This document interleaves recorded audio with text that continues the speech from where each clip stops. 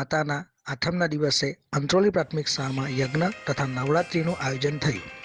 જિલ્લા પંચાયત શિક્ષણ સમિતિ સુરત સંચાલિત પ્રાથમિક શાળા અંત્રોલી તાલુકો કામરેજમાં માતાના આઠમા નોરતા નિમિત્તે બાળકોમાં સુસંસ્કારોનું સિંચન થાય અને બાળકોના ઉજ્જવળ ભવિષ્ય માટે ગાયત્રી યજ્ઞ કરવામાં આવ્યો, જેમાં ગાયત્રી મંત્ર અને મહામૃત્યુંજય મંત્રનું આહ્વાન કરી આહુતિ આપવામાં આવી.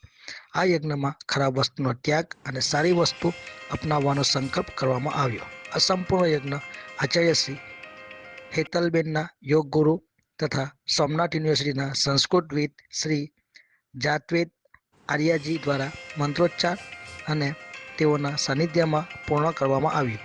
યજ્ઞમાં શાળાનો સ્ટાફ અને વિદ્યાર્થીઓ દ્વારા આહુતિ આપવામાં આવી.